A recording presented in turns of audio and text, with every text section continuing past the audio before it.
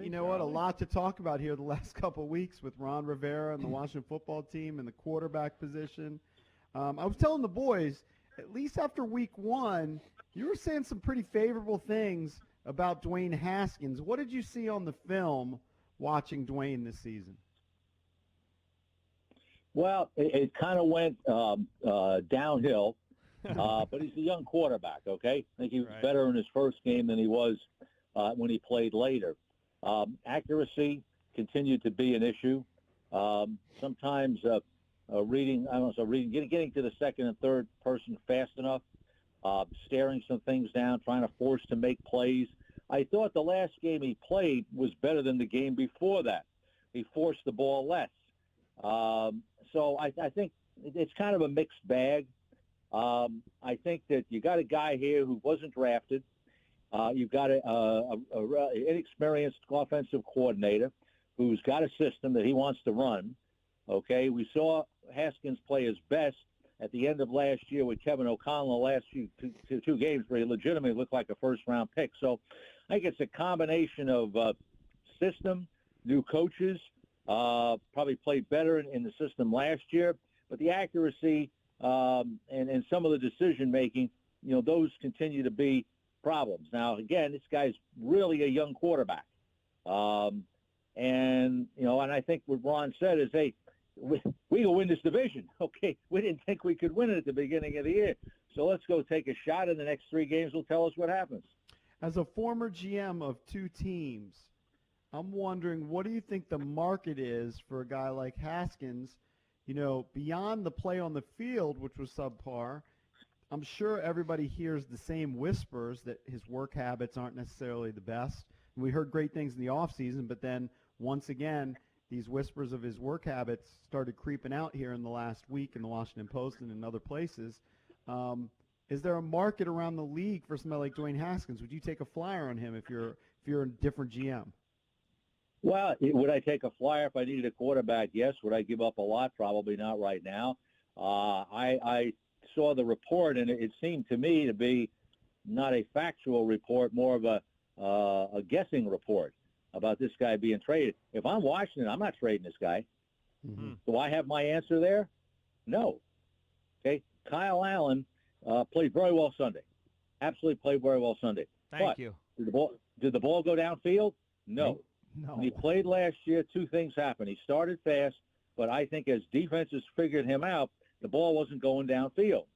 And now it was also designed, because I don't know of a ball he attempted to go downfield. But that's something that you've got to watch with him as we go forward. And his decision-making totally fell apart the longer he played last year. Alex Smith is a great story. It's a movie. But he has to play well, doesn't he? Mm-hmm. At some point? Yep. That's just, okay, we're going to go. He looks slow, Charlie. He looks slow. I mean, it's no shot at him. He just, it's been through a lot. No. Hey, Charlie, John Feinstein would say you're not allowed to criticize his play. Well, you can. John's wrong, actually. I like John Feinstein. He's one of my favorite people, and he's the best damn sports writer in this city by far. But I don't agree with him. Yeah. So I know I understand what he's saying. But if I'm sitting there, if I'm with the team and I'm looking at Alex Smith, that's just a great story. Now, in fairness to him, I don't know what you could expect from Sunday. Right. He walked off the field. Thank God for that. That's great. Yeah. Okay, I was excited about it too. Every time I went back to pass, I held my breath. But it's a great story. But can we say he's our quarterback going forward? We got to see that, don't we? I don't think so. They look pretty bad. We're making a business decision here. So, Charlie, do you think that Dwayne – so you think Dwayne got a raw deal? I think it's a situation where the head coach, and I get this 100%, is saying to myself, I'm looking at the standings here, okay? This thing's wide open. Nobody's playing well in this division. We're going to go in here and look at this guy and see what we think. 4 games tells us something. Doesn't tell us everything. But we might be able to win some games here that we're not winning right now. I get the change in quarterback. Right. Let me ask you, I don't want to necessarily get off it, but just talk about the defense for a second here, Charlie, because we all knew the offense was going to struggle, young quarterback, whatever. Some weapons there that need to be developed. I actually think some of those guys can play, but they're young. But defensively, we all thought that was what was going to lead this team. And after their performance in week 1, I understand that the Eagles are hurt, and, they took advantage of that. But, even before that, people said, oh, this could be a top 10 defense, top 5 defense maybe with that pass rush. They haven't been anything like that. Now, they've been put in tough positions. They haven't given up a lot of yards because they've had short fields. But why is the defense not nearly as dominant as we thought? All right, first of all, this is me. I never said they were going to be that high of a defense. Okay. Defensive line is strong. It's deep, but it's not deep anymore. They lost the best inside pass rusher. Yeah. And Ioannidis. That's a huge loss now. Huge. Okay. Hugely, absolutely it is. And if you talk to teams that play them, they'll tell you that too. So I like the defensive line, and everybody else did too. Okay. So I'm not telling you something you didn't know, but I thought the linebacker group was average. Okay. I thought that the free safety was totally unproven. The strong safety is a box guy. That's where he plays best. Okay. And I thought the corners, they'll play a lot of zone. So the corners don't get challenged a lot in the zone in their scheme. But they don't have a number 1 corner. And so the back 7 to me was a serious question. Now, what bothers you, and I've seen this now, this is scary. There's 3 plays last week with big plays. And I can't identify who the person is that is responsible for them when I look at the tape. That's not uncommon, but it is uncommon. Okay, that you have 3 guys running 3, right? And then Moreau gives up a big play on a pass. Moreau's a press corner. He's not an off corner. He's playing off. He's not an off corner. It's that simple. Press corner I think the guy can play. He gives you a chance to do something. And then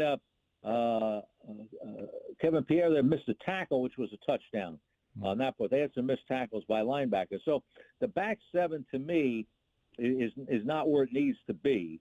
Number 1, and number 2, you can't have guys running free, as they did last week.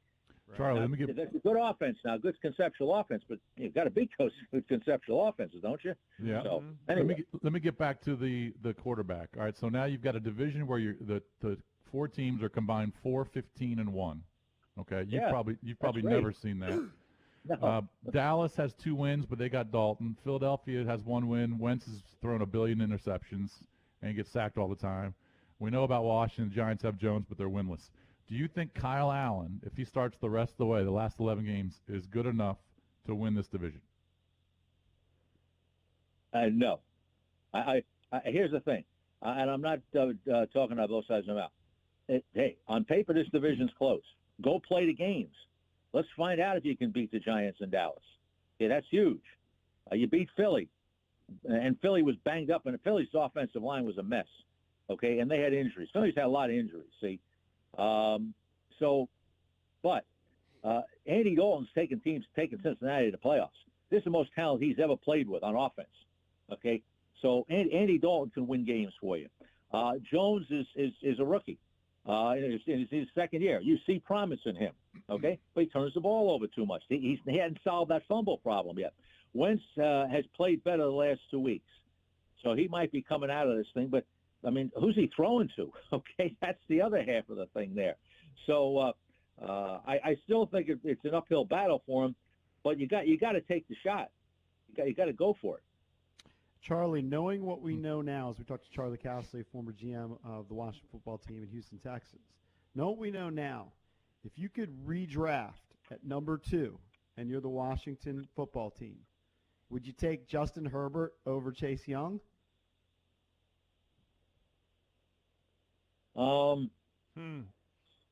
You've had these tough decisions before, Charlie. You're on the clock, Charlie. Yeah, I mean, if I'm looking at Justin Herbert right now, and you're telling me that I got that guy for 15 years? Yeah. Yeah. Yeah. But I don't know I got the guy for 15 years. I don't know I got Chase Young for 15 years. Yeah. So, I mean, everything I saw in Chase Young is this guy was going to be an outstanding defensive player. Herbert, you saw the flashes. The inconsistency was there, and you still see some of those throws. What the heck is he throwing that one for? But you see rare throws. Mm-hmm. You see some rare throws now with this guy. And there's a guy there named Pep Hamilton, and you know who Pep is, right? Sure. Yeah. That's right. first place coach of the DC Defenders. That's right. That's right. But he's a good coach. He's a good quarterback coach. What is He has he? a lot to do with taking He's his their guys to the quarterback next level. coach? Is that what it is? He's a quarterback coach. He's been a coordinator in league, but he's a quarterback coach. Yes. Right. What right. about Rivera's coaching decisions over the last 4 or 5 weeks? We know about the not using the timeouts. He kept those. Weird. And, some of the things in the Brown game were interesting when he said he wanted to kind of give Dwayne a test. Mm-hmm. And then this past week, I don't really know what to think there because he said Kyle Allen was cleared and ready to go in the second half, but he never went back to him. Do you think he was protecting Kyle Allen, or did he want to see Alex Smith? Well, I mean, what about some of the coaching decisions? I don't know the answers to that last question. It could be both. Yeah. I think he's always he said in the spring that, you know what, don't dismiss Alex Smith. And nobody listened. I didn't listen. Okay, but he was right. Right. So I think that he's always felt this guy A could come back, and B was their best quarterback if he came back. So it could have been, hey, let's let this guy go, and let's see what he does in the second half here. Let's give him a second half. So I can't answer exactly why he did it, but I think those things could have been going through his mind. Well, what kind of a grade would you give Ron right now through 5 weeks? Very early. He's going through a lot. I get it, but. Oh, I'm not going to give a grade to a coach. I'll be honest with you, with the decisions, I watch the games on the All 22. Mm-hmm. I don't see a lot of the television stuff. I'm flipping all over the place and things like that. So I can't really judge coaching decisions unless I'm watching the whole game, and I rarely watch a whole game. So Right. the night ones I watch the whole game usually, but the day ones I watch a little bit of everything. Right. Charlie, are you surprised that Adam Gase is still the head coach of the Jets and 2 other head coaches have been fired? Well, firing a head coach during the season, a long time ago somebody said to me, he said, unless you got the next guy up, why are you doing it? Unless the players just absolutely quit on the coach and it gets ugly and you got a player revolt. So I'm not for firing coaches during the season. The rationale is, well, you get a head start on things. Well, if you know you're replacing the coach, you're already working on the thing. And who are you going to interview during the season? Somebody that, is out of a job. Well, if you got a good job, you'll have a good job at the end of the season too. So usually you've made contact with that guy under the table, to be honest with you. That's what people do. And say, hey, let's talk at the end of the season. So I'm not for a guy firing. I don't know what the Jets' thinking is, and I never thought it was fair. I mean, Bill O'Brien gets fired at 0-4, and they go beat Jacksonville. Well, how do you know they weren't going to beat Jacksonville with Bill O'Brien coaching the football team? So, I understand in Atlanta that it hasn't gone well the last few years, and let's start a clean slate on the thing. I'm just not a guy to fire people during the season.